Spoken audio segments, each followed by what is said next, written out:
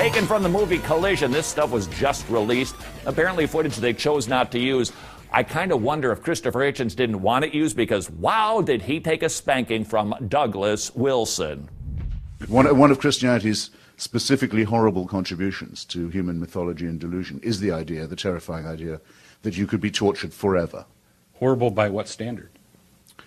Horrible by, well, good question. Yeah, I know.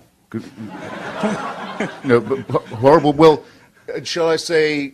Let me ask anyone here who doesn't think it's a horrible idea to put up their hand. So it doesn't seem to require much explanation, does it, as a horrible idea? Well, what are you? Do you feel you need a standard to keep your hand down at the moment, or did I just say something that was, so to speak, morally self-evident? There's a difference between an emotional reaction to something. Every person. Oh, I think they're using their heads. No, there's a difference between an emotional reaction, which all of us have. Everybody with natural affection thinks it's a terrible idea to think of people perishing eternally.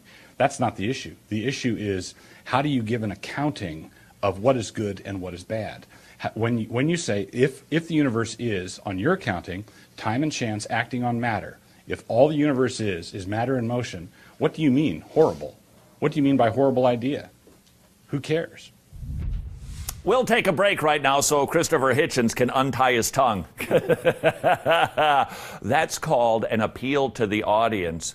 Saying something to get the audience on your side. See? I defeated your argument. See? No, you didn't. Christopher Hitchens absolutely stammering, dancing, because he does not have a response to, where do you get your morality? Why do we care? Very good point.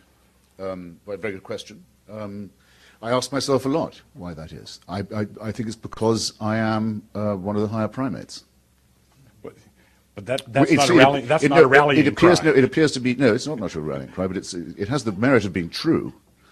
It appears to be the part of the equipment, intellectual and moral equivalent of our primate species, that it does have a need to help its fellow creatures, as well as to torture, kill, rape, enslave, and exploit them. It does have a feeling, quite a strong one, that there's a human need to help, and that you might need help yourself someday. So be nice to your neighbor. So why not? Now, not everyone has this. I mean, there are quite a lot of people, also presumably made in the image of God.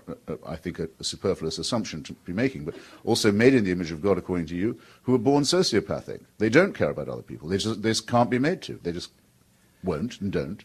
They're a problem for the rest of us. And then there are people who are born psychopathic, who positively need to see others suffer and have a bad time. If our species has within it the seeds of a gregarious lend a helping hand, and we have a herd instinct and we want to help out, we have that instinct, and we also have the instinct to go to war and fight and do all these terrible things that we do. I've got instinct A and instinct B. What is it that tells you which one is right? Same as you, I would say. God? No. No, you knew all that before you'd ever read the Bible. Well, I knew all that. You knew all that before anyone ever introduced you to Christianity. Yeah, don't tell me you didn't, or I'll have to be seriously alarmed about what you were like as a little boy. Well, that would be good to do. It'd be serious no, come on. It's here's the issue. Of course, I can feel a certain way before I can give an accounting of it. But what I'm asking for is, given your premises, given your assumptions, given what you say the universe is, given all that, how do you give an accounting of which way you go? Answer: you can't. You simply can't without an objective standard.